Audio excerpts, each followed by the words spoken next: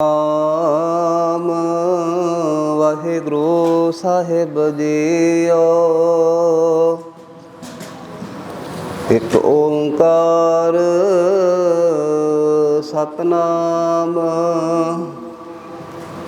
ਕਰਤਾ ਪੁਰਖ ਨਿਰਭਉ ਨਿਰਵੈਰ ਅਕਾਲ ਮੂਰਤਿ ਅਜੂਨੀ ਸੈਭੰ ਗੁਰ ਪ੍ਰਸਾਦਿ ਜਪੁ।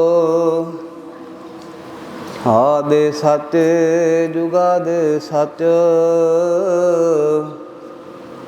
ਹੈ ਵੀ ਸਚ ਨਾਨਕ ਹੋਸੀ ਏ ਸਚ। ਵਾਹਿਗੁਰੂ ਵਾਹਿਗੁਰੂ ਧੰਨ ਵਾਹਿਗੁਰੂ।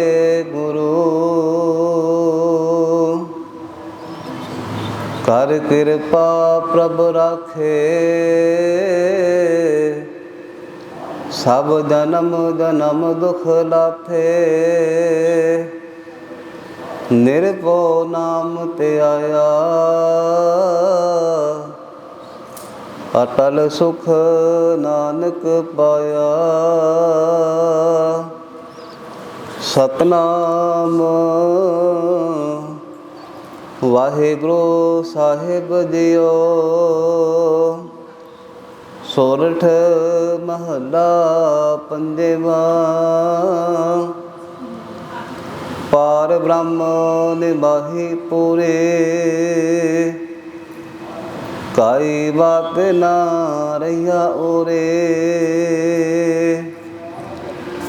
ਪਾਰ ਬ੍ਰਹਮ ਨਿਬਾਹੀ ਪੂਰੇ ਕਾਈ ਬਾਤ ਨਾ ਰਹੀਆ ਉਰੇ। ਗੁਰ ਚਰਨ ਲਾਏ ਨਿਸਤਾਰੇ ਹਰ ਹਰ ਨਾਮ ਸਮਾਰੇ। ਆਪਣੇ ਦਾਸ ਕਾ ਸਦਾ ਰਖਵਾਲਾ ਕਰ ਕਿਰਪਾ ਆਪਣੇ ਕਰ ਰਾਖੇ। ਮਾਤ ਪਿਤਾ ਦਿਓ ਪਾਲਾ ਰਹਾਓ। ਵਡ ਭਾਗੀ ਸਤਿਗੁਰ ਪਾਇਆ ਜਿਨ ਜਮ ਕਾ ਪੰਥ ਮਿਟਾਇਆ। ਹਰ ਭਗਤ ਭਾਏ ਚਿਤ ਲਾਗਾ ਜਪ ਜੀਵੈ ਸੇ ਵਡ ਭਾਗਾ। ਹਰ ਅੰਮ੍ਰਿਤ ਬਾਣੀ ਗਾਵੇ ਸਾਧਾ ਕੀ ਧੂਰੀ ਨਾਵੇ। ਆਪਣਾ ਨਾਮ ਆਪੇ ਦਿਆ ਪ੍ਰਭ ਕਰਨ ਹਾਰ ਰਖ ਲਿਆ। ਹਰ ਦਰਸ਼ਨ ਪ੍ਰਾਨੀ ਅਧਾਰਾ ਜੋ ਪੂਰਨ ਬਿਮਲ ਵਿਚਾਰਾ। ਕਰ ਕਿਰਪਾ ਅੰਤਰ ਜਾਮੀ ਦਾਸ ਨਾਨਕ ਸ਼ਰਨ ਸੁਆਮੀ। ਕਰ ਕਿਰਪਾ ਅੰਤਰ ਜਾਮੀ ਦਾਸ ਨਾਨਕ ਸ਼ਰਨ ਸੁਆਮੀ। ਦਾਸ ਨਾਨਕ ਸ਼ਰਨ ਸੁਆਮੀ। ਵਾਹਿਗੁਰੂ ਜੀ ਕਾ ਖਾਲਸਾ ਵਾਹਿਗੁਰੂ ਜੀ ਕੀ ਫਤਿਹ। ਗੁਰੂ ਰੂਪ ਪਿਆਰੀ ਸਾਧ ਸੰਗਤ ਜੀਓ।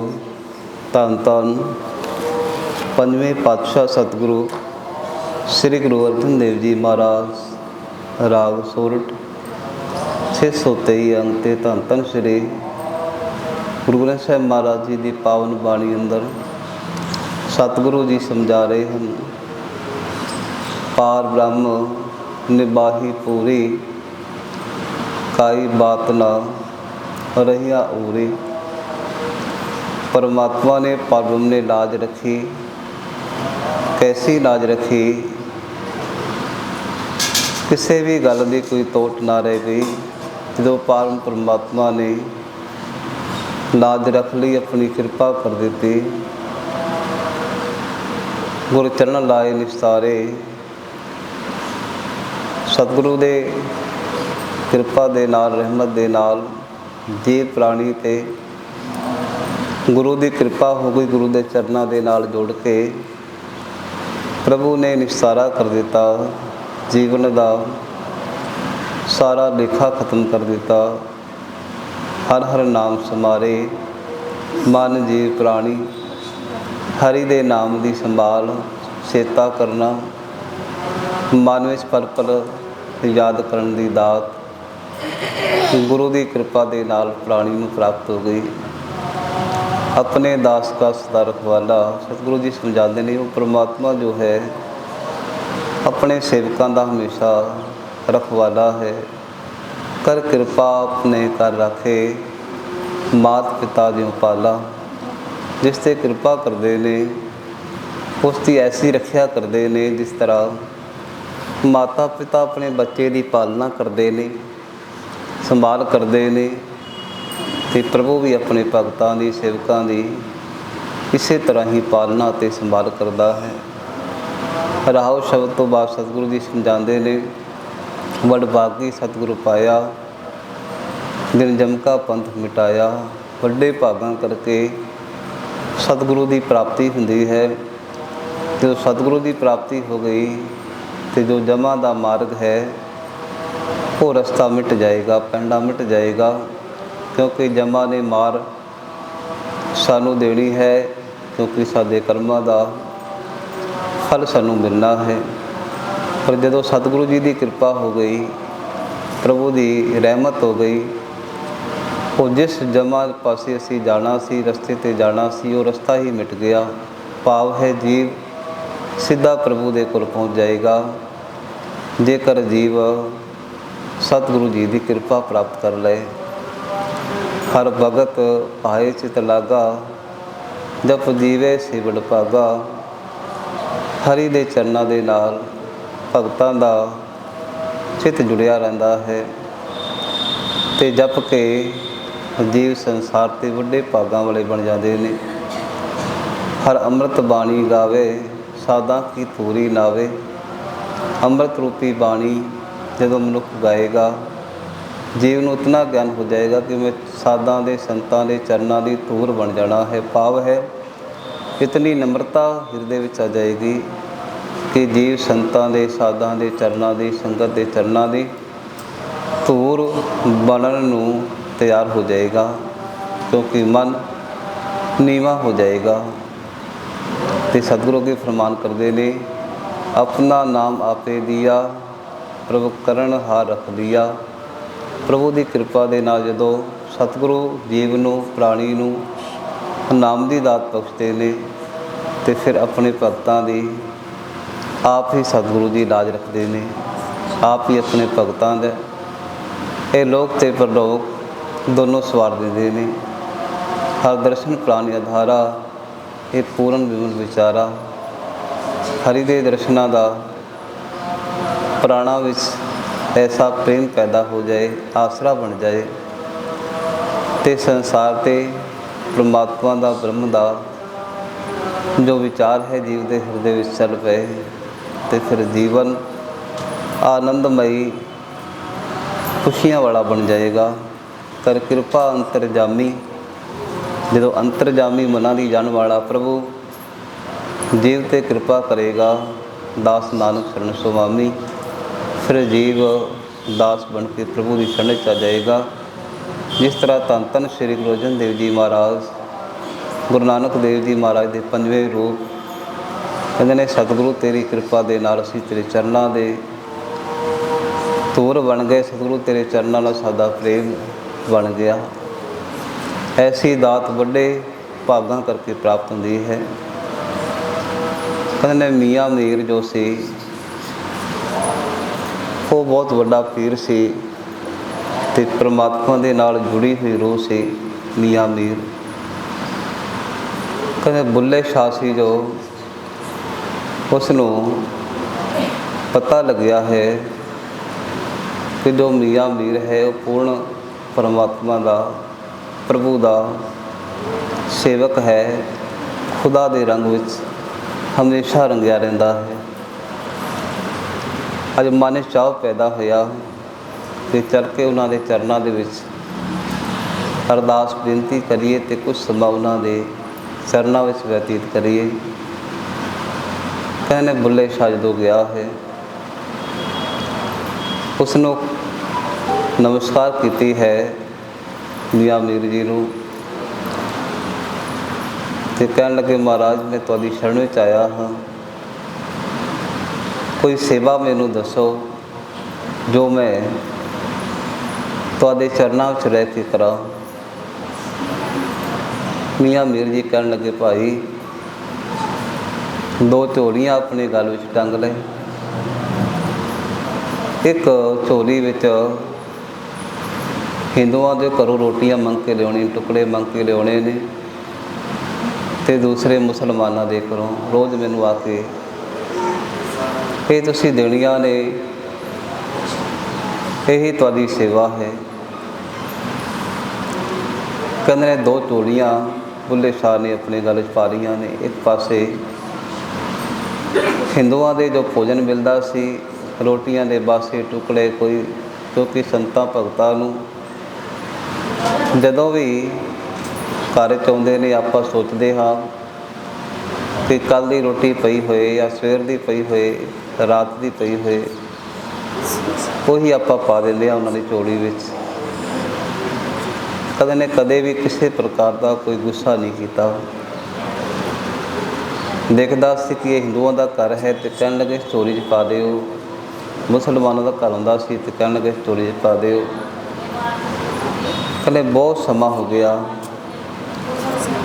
ਇਹੀ ਸਿਲਸਿਲਾ ਚੱਲਦਾ ਰਿਹਾ।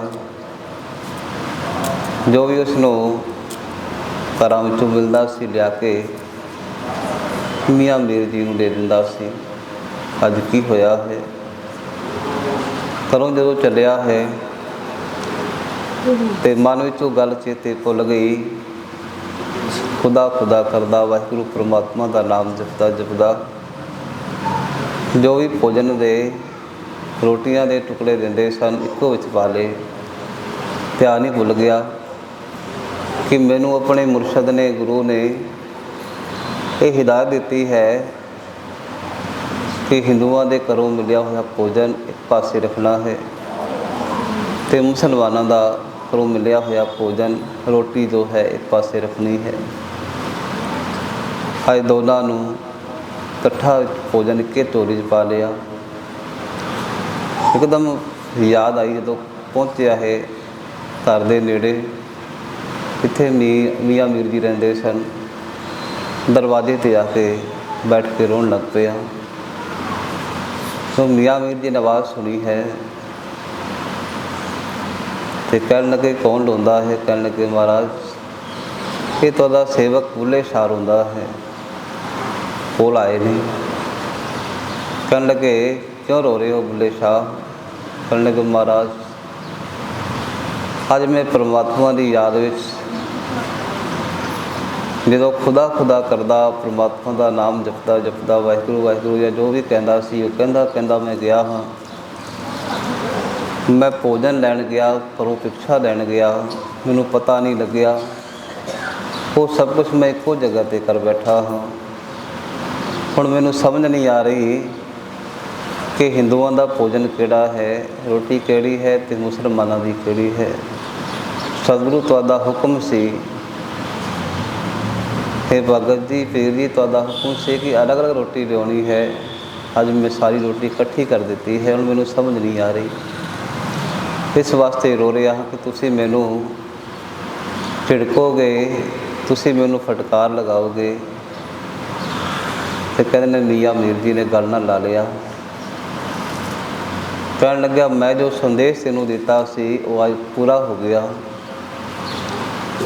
ਕਹਿਣ ਲੱਗਿਆ ਤੇਰੇ ਮਨ 'ਚ ਜੋ ਸੀ ਫਰਕ ਉਹ ਮਿਟ ਗਿਆ ਹੈ। ਪਰਮਾਤਮਾ ਦੀ ਯਾਦ ਦੇ ਨਾਲ ਸਾਰੇ ਫਰਕ ਮਿਟ ਜਾਂਦੇ ਨੇ। ਕੋਈ ਹਿੰਦੂ ਹੈ, ਮੁਸਲਮਾਨ ਹੈ, ਸਿੱਖ ਹੈ, ਈਸਾਈ ਹੈ, ਜੋ ਪ੍ਰਭੂ ਦਾ ਨਾਮ ਚੇਤੇ ਕਰਦਾ ਹੈ ਉਸ ਵਾਸਤੇ ਉਸਨੂੰ ਸਭ ਕੁਝ ਇੱਕੋ ਨਜ਼ਰ ਆਉਂਦਾ ਹੈ। ਅੱਜ ਤੈਨੂੰ ਫਰਕ ਜੋ ਸੀ ਤੇਰੇ ਹਿਰਦੇ ਵਿੱਚੋਂ ਮਿਟ ਗਿਆ ਹੈ। ਪਰਮਾਤਮਾ ਦੀ ਯਾਦ ਜਦੋਂ ਚੱਲੀ ਤੇਰੇ ਹਿਰਦੇ ਵਿੱਚ, ਤੇ ਤੂੰ ਸਭ ਕੁਝ ਸੰਸਾਰ ਦੇ ਕਿਰਤ ਕਰਨੀ ਜੋ ਸੀ ਉਹ ਭੁੱਲ ਗਿਆ ਹੈ। ਪਰ ਕੋਈ ਗੱਲ ਨਹੀਂ, ਇਹੀ ਗੱਲ ਸਮਝਾਣੀ ਸੀ ਕਿ ਜਿਸ ਦਿਨ ਮਨੁੱਖ ਨੂੰ ਇਹ ਸਮਝ ਆ ਜਾਏ ਕਿ ਅਸੀਂ ਸਾਰੇ ਹੀ ਪਰਮਾਤਮਾ ਦੇ ਹਾਂ, ਨਾ ਕੋਈ ਸੰਸਾਰ 'ਤੇ ਇਹ ਜਾਤਾਂ ਸੰਸਾਰ 'ਤੇ ਅਸੀਂ ਬਣਾਈਆਂ ਨੇ। ਪਰਮਾਤਮਾ ਦੇ ਘਰ 'ਚ ਮਨੁੱਖ ਇਨਸਾਨ ਪੈਦਾ ਹੁੰਦਾ ਹੈ ਅਤੇ ਸੰਸਾਰ 'ਤੇ ਅਸੀਂ ਫਰਕ ਪਾ ਕੇ ਇਹ ਜਾਤਾਂ ਪਾਤਾਂ ਬਣਾਈਆਂ ਨੇ। ਕਹਿਣ ਲੱਗਿਆ, ਬੁੱਲਿਆ ਜੋ ਮੈਂ ਤੈਨੂੰ ਸਮਝਾਉਣਾ ਸੀ ਸੰਦੇਸ਼ ਸੀ, ਉਹ ਮੇਰਾ ਇਹ ਸੰਦੇਸ਼ ਸੀ ਕਿ ਪਰਮਾਤਮਾ ਸਭ ਦੇ ਅੰਦਰ ਵਸਦਾ ਹੈ। ਉਹ ਜੋ ਦਾਤਾ ਹੈ ਉਹ ਇਹ ਨਹੀਂ ਕਿ ਹਿੰਦੂ ਘਰ ਵਿੱਚ ਰਹਿੰਦਾ ਹੈ ਅਤੇ ਮੁਸਲਮਾਨਾਂ ਦੇ ਵਿੱਚ ਨਹੀਂ, ਮੁਸਲਮਾਨਾਂ ਦੇ ਘਰ ਰਹਿੰਦਾ ਅਤੇ ਸਿੱਖਾਂ ਦੇ ਘਰ ਨਹੀਂ, ਸਿੱਖਾਂ ਦੇ ਘਰ ਨਹੀਂ ਰਹਿੰਦਾ ਅਤੇ ਈਸਾਈਆਂ ਦੇ ਘਰ ਨਹੀਂ। ਉਹ ਪਰਮਾਤਮਾ ਤੇ ਸਾਰੀ ਕਾਇਨਾਤ ਵਿੱਚ ਵਿਦਮਾਨ ਹੈ, ਉਹਦੇ ਤੋਂ ਬਿਨਾਂ ਤੇ ਕੋਈ ਚੱਲ ਨਹੀਂ ਸਕਦਾ। ਕਹਿਣ ਲੱਗੇ, ਮਹਾਰਾਜ ਮੇਰੇ ਕੋਲ ਭੁੱਲ ਹੋ ਗਈ। ਕਹਿਣ ਲੱਗੇ, ਨਹੀਂ ਭੁੱਲ ਨਹੀਂ ਹੋਈ, ਅੱਜ ਤੈਨੂੰ ਗਿਆਨ ਹੋ ਗਿਆ। ਇਹ ਗਿਆਨ ਦੇਣਾ ਸੀ ਕਿ ਉਹ ਪਰਮਾਤਮਾ ਜੋ ਹੈ ਉਹ ਸਭ ਦੇ ਅੰਦਰ ਬੈਠਾ ਹੋਇਆ ਹੈ। ਜਿਸ ਦਿਨ ਐਸੀ ਅਵਸਥਾ ਮਨੁੱਖ ਨੂੰ ਪ੍ਰਾਪਤ ਹੋ ਜਾਂਦੀ ਹੈ, ਉਸ ਦਿਨ ਪਰਮਾਤਮਾ ਦੀ ਪ੍ਰਾਪਤੀ ਹੁੰਦੀ ਹੈ। ਫਰੀਦ ਨੂੰ ਵੀ ਜੋ ਚਿਸ਼ਤੀ ਸੀ, ਉਹਨਾਂ ਦਾ ਗੁਰੂ ਨੇ ਸਵਾਲ ਕੀਤਾ ਸੀ, ਜਾਓ ਇਹ ਕਬੂਤਰ ਜਬਾ ਕਰਕੇ ਲਿਆਓ। ਵਾਪਸ ਆ ਗਿਆ। ਕਹਿਣ ਲੱਗੇ, ਮਹਾਰਾਜ ਕਹਿਣ ਲੱਗੇ ਉੱਥੇ ਜਾਣਾ ਜਿੱਥੇ ਕੋਈ ਨਾ ਦੇਖਦਾ ਹੋਏ। ਗਿਆਨ ਹੋ ਗਿਆ ਫਰੀਦ ਜੀ ਨੂੰ। ਕਹਿਣ ਲੱਗੇ, ਮਹਾਰਾਜ ਸਾਰੇ ਪਾਸੇ ਖੁਦਾ ਦੇਖਦਾ ਹੈ, ਅਤੇ ਗੱਲ ਨਾਲ ਲਾ ਲਿਆ ਸੀ। ਸੇਵਾ ਪੂਰੀ ਹੋ ਗਈ। ਇਸੇ ਤਰ੍ਹਾਂ ਬੁੱਲੇ ਸ਼ਾਹ ਨੂੰ ਮੀਆਂ ਮੀਰ ਜੀ ਨੇ ਗੱਲ ਨਾਲ ਲਾ ਲਿਆ। ਕਹਿਣ ਲੱਗੇ, ਰੋਣ ਦੀ ਲੋੜ ਨਹੀਂ, ਤੇਰੀ ਸੇਵਾ ਅੱਜ ਪੂਰੀ ਹੋ ਗਈ ਹੈ। ਅਸੀਂ ਅੱਜ ਤੁਹਾਨੂੰ ਇਹ ਦ੍ਰਿਸ਼ਟੀ ਦਿੰਦੇ ਹਾਂ ਕਿ ਸਾਰੇ ਹੀ ਜਗਤ ਵਿੱਚ ਪਰਮਾਤਮਾ ਦਾ ਰੂਪ ਹੈ। ਸਾਰਾ ਹੀ ਜਗਤ ਉਹ ਇੱਕੋ ਦਾਤੇ ਦਾ ਹੈ। ਅਵਲ ਅੱਲਾਹ ਨੂਰ ਪਾਇਆ, ਕੁਦਰਤ ਕੇ ਸਭ ਬੰਦੇ, ਇੱਕ ਨੂਰ ਤੇ ਸਭ ਦਿਆ, ਕੌਣ ਭਲੇ ਕੋ ਮੰਦੇ। ਉਹ ਦਾਤਾ ਅਕਾਲ ਪੁਰਖ ਦਾ ਇੱਕੋ ਹੀ ਨੂਰ ਵਿੱਚੋਂ ਅਸੀਂ ਪੈਦਾ ਹੋਏ ਹਾਂ। ਭਲੇ ਅਤੇ ਮੰਦੇ ਕੋਈ ਨਹੀਂ। ਜੇ ਭਲੇ ਮੰਦੇ ਅਸੀਂ ਹਾਂ ਤਾਂ ਕੇਵਲ ਸਾਡੇ ਕਰਮਾਂ ਕਰਕੇ। ਜੇ ਸਾਡੇ ਕਰਮ ਸ੍ਰੇਸ਼ਟ ਨੇ ਅਤੇ ਪਰਮਾਤਮਾ ਦੇ ਜਿਹੜੇ ਅਸੀਂ ਚੰਗੇ ਹਾਂ। ਜੇ ਸਾਡੇ ਕਰਮ ਸ੍ਰੇਸ਼ਟ ਨਹੀਂ ਨੇ ਅਤੇ ਫਿਰ ਅਸੀਂ ਮੰਦੇ ਹਾਂ। ਬੁੱਲੇ ਸ਼ਾਹ ਨੂੰ ਗੱਲ ਨਾਲ ਲਾ ਕੇ ਮੀਆਂ ਮੀਰ ਜੀ ਨੇ ਉਹ ਦਾਤ ਬਖਸ਼ ਦਿੱਤੀ, ਜਿਸ ਦਾਤ ਵਾਸਤੇ ਬੁੱਲੇ ਸ਼ਾਹ ਮੀਆਂ ਮੀਰ ਕੋਲ ਆਇਆ ਸੀ। ਕਿਉਂਕਿ ਅੱਜ ਸਮਝ ਆ ਗਈ ਕਿ ਪਰਮਾਤਮਾ ਸਭ ਜਗ੍ਹਾ 'ਤੇ ਹੈ। ਕਹਿਣ ਲੱਗੇ, ਬੁੱਲਿਆ ਤੂੰ ਦੱਸ ਸਕਦਾ ਹੈ ਇਹਦੇ 'ਚ ਹਿੰਦੂ ਦੀ ਰੋਟੀ ਕਿਹੜੀ ਹੈ ਅਤੇ ਮੁਸਲਮਾਨ ਦੀ ਕਿਹੜੀ? ਕਹਿਣ ਲੱਗਾ, ਨਹੀਂ ਮਹਾਰਾਜ ਮੈਂ ਨਹੀਂ ਦੱਸ ਸਕਦਾ। ਅਤੇ ਫਿਰ ਕਹਿਣ ਲੱਗੇ, ਇਸੇ ਤਰ੍ਹਾਂ ਪਰਮਾਤਮਾ ਹੈ। ਉਹ ਇਹ ਨਹੀਂ ਸੀ ਕਹਿ ਸਕਦੇ ਹਿੰਦੂ ਵਿੱਚ ਅਲੱਗ ਹੈ, ਮੁਸਲਮਾਨ 'ਚ ਅਲੱਗ ਹੈ, ਸਿੱਖ 'ਚ ਅਲੱਗ ਹੈ, ਈਸਾਈ 'ਚ ਅਲੱਗ ਹੈ। ਉਹ ਪਰਮਾਤਮਾ ਦਾ ਰੂਪ ਤਾਂ ਇੱਕੋ ਹੀ ਹੈ, ਪਰ ਪ੍ਰਗਟ ਹੋਣਾ ਕਿਸ ਉਸ ਹਿਰਦੇ ਵਿੱਚ ਹੈ ਉਹ ਪ੍ਰਭੂ ਨੂੰ ਪਤਾ ਹੈ।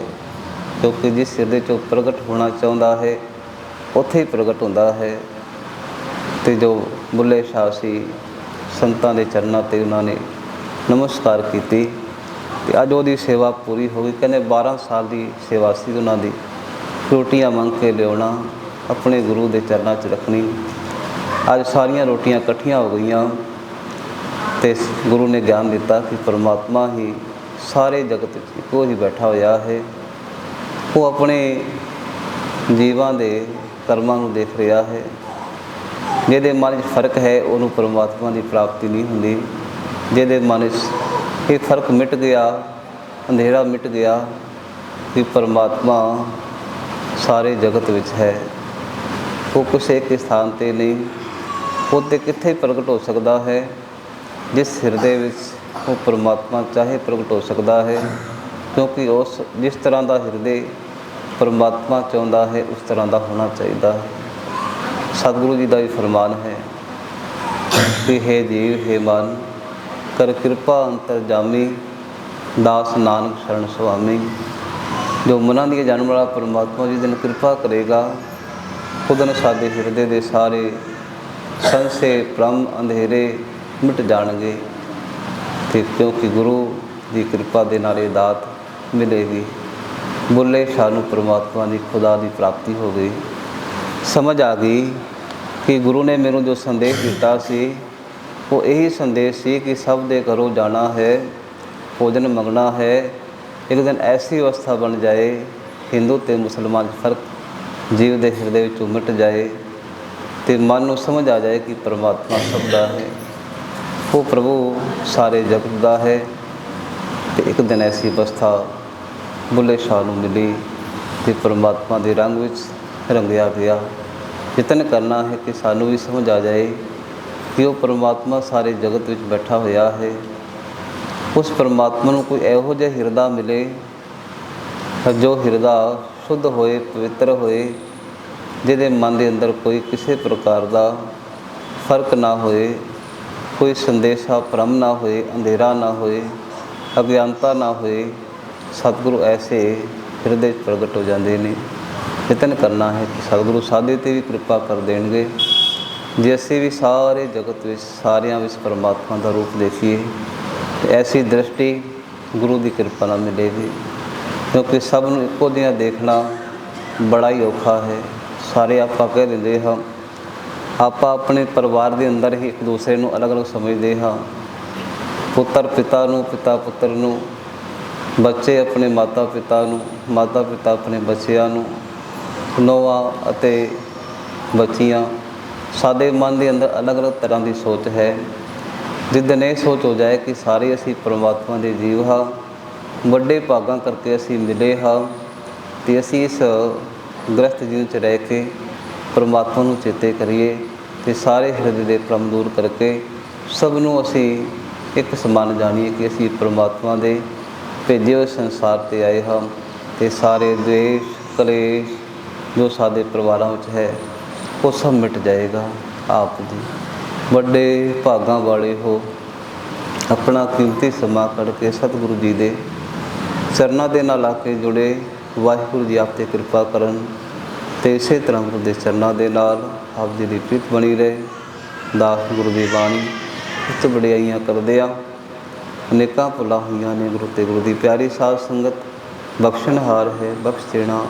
ਵਾਹਿਗੁਰੂ ਜੀ ਕਾ ਖਾਲਸਾ, ਵਾਹਿਗੁਰੂ ਜੀ ਕੀ ਫਤਿਹ। ਜਪੋ ਸਤਨਾਮ ਸਤਨਾਮ ਸਤਨਾਮ ਜੀ। ਵਾਹਿਗੁਰੂ ਵਾਹਿਗੁਰੂ ਵਾਹਿਗੁਰੂ ਜੀ। ਜਪੋ ਸਤਨਾਮ ਸਤਨਾਮ ਸਤਨਾਮ ਜੀ। ਵਾਹਿਗੁਰੂ ਵਾਹਿਗੁਰੂ ਵਾਹਿਗੁਰੂ ਜੀ। ਜਪੋ ਸਤਨਾਮ ਸਤਨਾਮ ਸਤਨਾਮ ਜੀ। ਵਾਹਿਗੁਰੂ ਵਾਹਿਗੁਰੂ ਵਾਹਿਗੁਰੂ ਜੀ। ਵਾਹਿਗੁਰੂ ਜੀ ਕਾ ਖਾਲਸਾ, ਵਾਹਿਗੁਰੂ ਜੀ ਕੀ ਫਤਿਹ।